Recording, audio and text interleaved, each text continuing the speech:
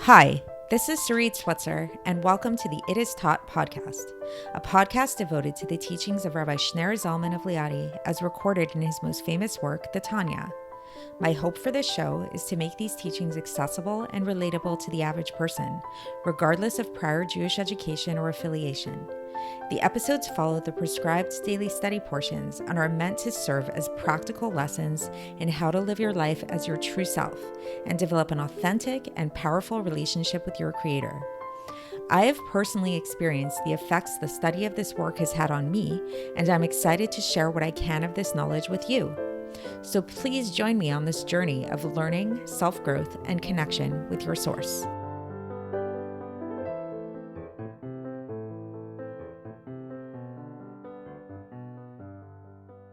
Hi, and welcome to the It Is Taught podcast. This is episode 347 for the 10th of Cheshvan in a leap year. So in the past couple of episodes, I had brought up the idea of Bitcoin mining, which once again, I am far from an expert in understanding how Bitcoin mining works. However, the one thing that I do know and that I had brought up is that there are 21 million Bitcoins in total in the entire world. And that the process of Bitcoin mining is the processes of uncovery of these 21 million Bitcoins so that they can come into circulation into the general use, into the general population. The way that Bitcoin mining happens is a very complex process where numerous computers and programs are involved, where these computers solve very complicated mathematical equations that take up a lot of energy, a lot of resources, and all of that. But the basic idea is that there are, the way that Bitcoin was set up is that there are 21 million Bitcoins in total. That's it. There's never going to be more Bitcoins that will ever be created. And these Bitcoins need to be mined out. One mistake that I had made, I think in either yesterday's episode or the episode before that, is I said that at this point in time, there are about 12 million Bitcoins that have been mined.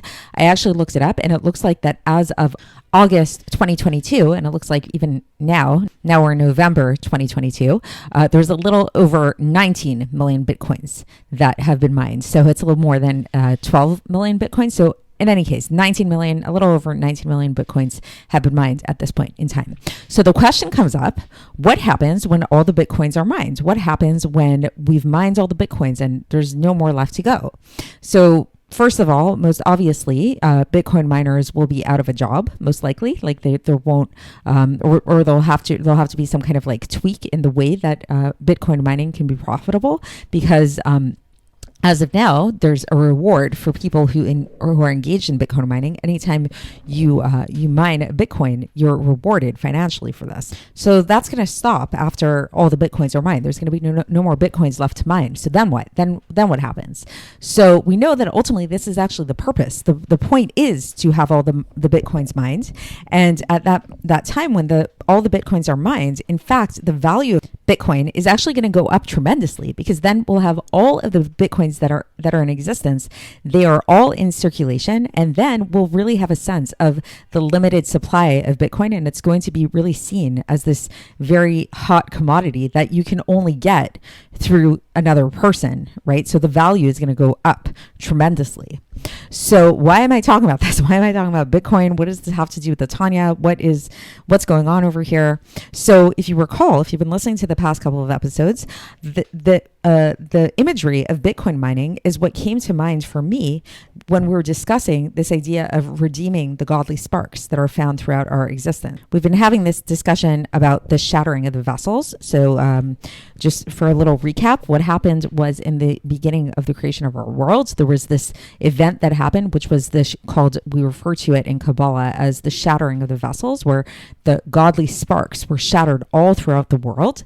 And it's our job in the world to elevate these sparks back to their place out of captivity. So these sparks fell into the world. They became captive in what are known as the klipos, the husks, which concealed godliness. And our job is to redeem these sparks.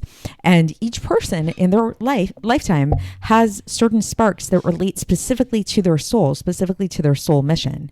And what we've been discussing is the power that Torah study, specifically the study of Jewish law, specifically the study of Gemara and Mishnah, this whole back and forth debate kind of process that we have in Jewish law, how this process really is this, what this accomplishes is the redemption of these sparks from out of captivity. And yesterday we spoke about the idea of one really big way to redeem these sparks out of captivity is not just engaging the study just in a kind of passive way, but to actually come up and reveal Torah insights through this process. So we're sort of just like people Bitcoin mine Bitcoin.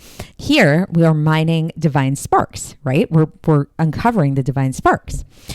So then the same question comes up that we had with Bitcoin when it came to Bitcoin. What we know that in total, there are 288 sparks that shattered. And again, just like Bitcoin, with Bitcoin, yes, there are 20 million Bitcoins in existence, but the Bitcoins can be subdivided. So a lot of people own like small percentages of Bitcoin. So too, lahavdil, obviously with the sparks, 288 sparks, these sparks are subdivided and broken down further into many, many different components. So there are lots and lots and lots of sparks throughout the world that we are, as Jews, our job is to go and elevate these sparks. What happens after we elevate all the sparks? What happens when we actually innovate and bring out the Torah insights completely? What happens at that point when we've mined all of the godly sparks? Then what? So that is the topic of today's Tanya. That's exactly what we're going to be learning about today, is what happens after all of these sparks have been redeemed, have been elevated. Will we still have to engage in Torah study at that time? Will we still need to do mitzvahs at that time? There's certain people have a certain misconception. I'll say that at that time, which we know of as the days of Mashiach, we won't actually have to do mitzvahs anymore. We won't have to engage in Torah study. And as we'll learn, that's absolutely false. That's actually not true at all. But the focus of our Torah study and our consciousness actually will be very different than it is right now. So let's get into the text and see how the Alter Rebbe explains this, and we can discuss a little bit more as we go. So for context, again, we're in the middle of Epistle 26, and today we're going to be concluding Epistle 26, and this is part of the Iggeres HaKodesh section of the Tanya. And so now the Alter Rebbe begins, and he says, when the Shechina gets out of Klipas Noga, so or out of the klipos, out of these husks. So when they're finally extracted, we've mined all of the sparks of the Shechina out from the klipa. After this extraction of all of the sparks, then what happens during that time is that the evil, the negativity gets separated from the good, and a way that this is poetically referred to is from Tehillim chapter 92 verse 10, where it says, Yitpardu kol poalei aven, that all the workers of evil will be dispersed. So at that time, then the tree of knowledge of good and evil will no longer be dominant, because the good will have departed from it, right? So it's like this, we've been referencing the confusion of our world to the tree of knowledge. We've been referring to it as the tree of knowledge of good and evil. But once we redeem the sparks, then this tree of knowledge of good and evil, the good gets taken away from it. The good gets elevated back to its place. So at that time, what's going to happen then is that learning Torah and mitzvahs, the purpose of learning Torah and mitzvahs will no longer be in order to extract these sparks, because we've already extracted all the sparks, but rather, what's the purpose going to be? Now the purpose is going to be to affect higher unities and to draw down lights, very supernal lights that are higher than the world of Atzilus, as the Arizal of blessed memory explained. And all of this is through the inner aspect of the Torah, what's known as the Pnimius HaTorah. This is the more mystical dimension of the Torah, like the Kabbalah, Chassidus, that kind of thing. And what does this mean? This means to fulfill the mitzvahs with higher purpose, with a higher kavana, that have to do with having different intentions that relate to the supernal lights. Because the source of the mitzvahs above is high up there in the infinite one, blessed be he. So this might sound kind of abstract, and it is pretty abstract because it's not something that we can really relate to right now. But basically what the Alter Rebbe is saying is that when finally all of these sparks have been redeemed, then no longer will we need to engage in Torah study in order to redeem these sparks, in order to mine these sparks, clarify the sparks, but rather now we're going to be accomplishing something much higher. We're going to be, through our Torah study, we're going to be focusing on a more supernal kind of unity that's happening. So again, maybe not to take the Bitcoin analogy too far, but maybe we could say lahavdil, it's sort of like once all the Bitcoins have been mined, then all it's going to be about is actually doing different kinds of transactions with the Bitcoins. Now we can use the Bitcoins fully and completely in a much higher way than we can right now. Okay, now the Alter Rebbe has in parentheses, he explains where the misconception comes from, that people think that in this time, which we know of as the time of Mashiach, there won't be any more mitzvahs. He says that we actually see in the Gemara in Masechet Nida, page 61b, it says, mitzvot v'telot la'atid lavo, that the mitzvahs will be nullified in the future. So this seems to imply that we won't do mitzvahs anymore in the future, right? So the Alter Rebbe says this is a reference to the time of Tchias HaMesim. This is of the time of the resurrection of the dead, which comes later. That's after the Messianic times. But during the Messianic times, which come before the resurrection of the dead, the mitzvahs are definitely not nullified, says the Alter Rebbe. And he says that this is why during this time of Mashiach, going back to the main text, the main aspect, the focus of learning Torah is going to be specifically on the pnimius of the mitzvahs, on the inner dimension of the mitzvahs, like the inner dimension of the Torah and the mitzvahs, and the secret reasons why we do these mitzvahs. So it's not going to be so much, the focus won't be so much on like, what are the mitzvahs? Do you do it in this way? What type of tefillin strap should you use? What length should it be? When do you put it on, that kind of thing. But it's rather going to be more a focus on the inner dimension. Why do we wear tefillin? Why do we keep Shabbos? Why do we keep kosher? That kind of thing. But because the revealed aspect is going to be revealed and known to every Jewish person with a knowledge that is unforgettable. So we're just going to know, like, when do you have to bring in Shabbos? Is this plate kosher? Is it not kosher? So as a whole, Jews will not need to be involved so much in the nitty gritty of the mitzvahs. However, there will be a group called the Erev Rav that will still need to be involved in this. So the Erev Rav, to be honest, I don't really know who they are. It literally translates to mean mixed multitude, and the origin of that is back in the time of Egypt. When we escaped from Egypt, there was a group of people that escaped from Egypt who didn't like fully take on being Jewish in a full way. They sort of had like a mixture of the Egyptianness still within them. So nowadays, I don't think anybody can say who these people are specifically, but suffice it to say, the Alter Rebbe is saying that there is this group still of the mixed multitude, the Erev Rav, and he says that these people will still need to be involved in this more nitty-gritty study of the laws, because they will not have merited to have tasted from the tree of life, which is the inner dimension of the Torah and the mitzvahs, and so they will still need to be involved in the Torah of the Mishnah in order to weaken through their study the Sitra Achra, that is the other side, the side of negativity that's stuck to them through learning Torah, so that it won't lead them to sin. So there's going to be this group that's still not totally perfected, that's still not totally clarified, that will still need to be involved in this. And the Alter Rebbe says that perhaps this is what Yeshayahu refers to in Yeshayahu chapter 65, verse 20, where it says, "V'achoteh ben mea shana yuklal," that the sinner at the age of 100 will be cursed. So the Alter Rebbe says this is a reference to the sinners from amongst the Erev Rav. It's not talking about Jewish people at that time. And really, practically speaking, these people will still need to know about the different laws relating to what is forbidden and impurity more than Jewish people, because for Jewish people, this won't apply anymore. We won't have states of impurity and forbiddenness, because no sin will ever befall the righteous. So this is a quote from Mishlei, chapter 12, verse 20, where it says, "Lo ye'uneh la tzadik kol aven." So no wrong shall be caused for the righteous. So at that time, Jewish people will not sin, will naturally just be serving God in a perfect kind of way.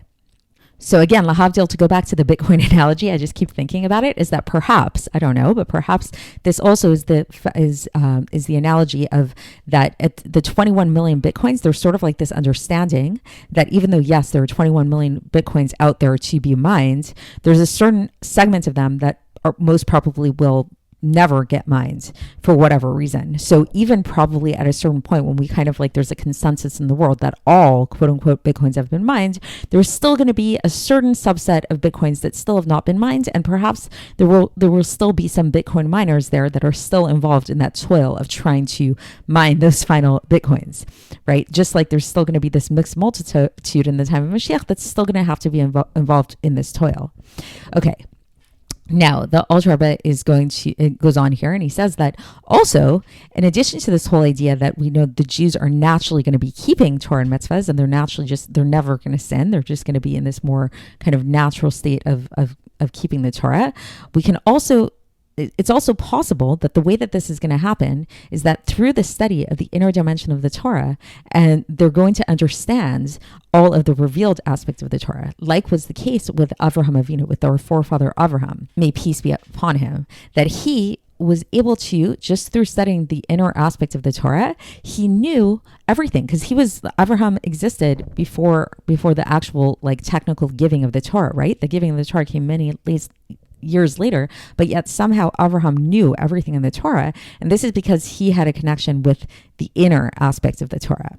So we see this with many great Rebbeim as well, like the Rebbe. It was known that how did he have so much knowledge about so many things in the world, like things that he never, different countries, different types of disciplines and things that he never encountered. It's because he had this deep understanding of Kabbalah, this deep understanding of Chassidus, that through that deep understanding, it's like you're going to the root. When you understand that depth, you understand everything that flows out from that depth, which includes all of the more revealed aspects of the Torah laws.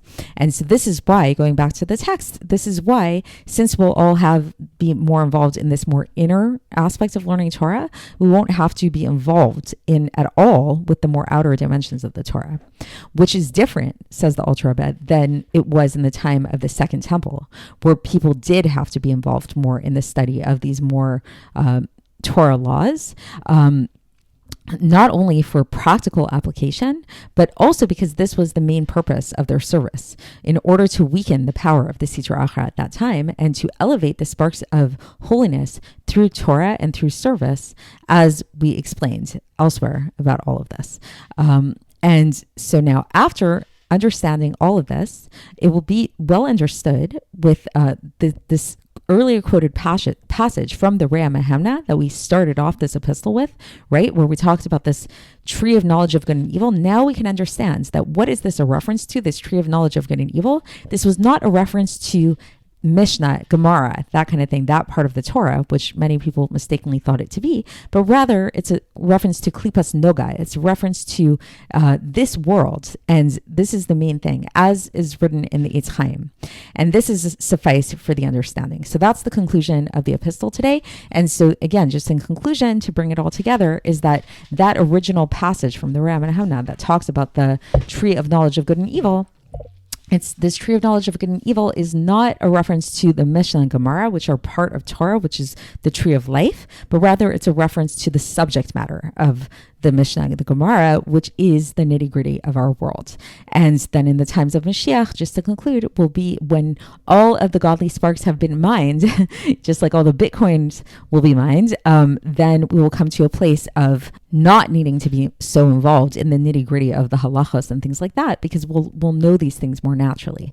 And so perhaps this is my own little idea, maybe my own little like wish for the world. We're so close. We're like over 19 million Bitcoins we have already been mined. Perhaps this process of mining Bitcoin will parallel the revelation of Mashiach soon in our days, that maybe when all of the Bitcoins will be mined, then that will be a sign that all of the godly sparks in the world will be mined. I don't know.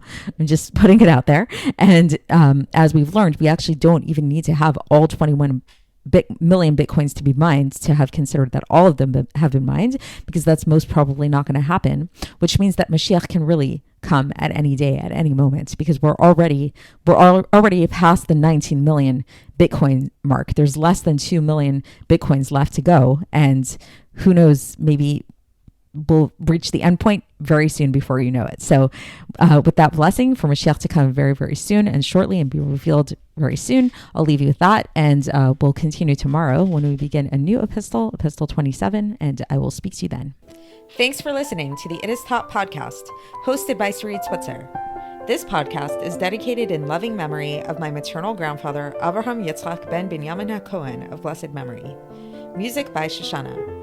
If you enjoyed this episode and would like to support the show, please share it with others and subscribe on YouTube, Apple iTunes, Spotify, or wherever you listen to podcasts. And make sure to leave us a 5-star review.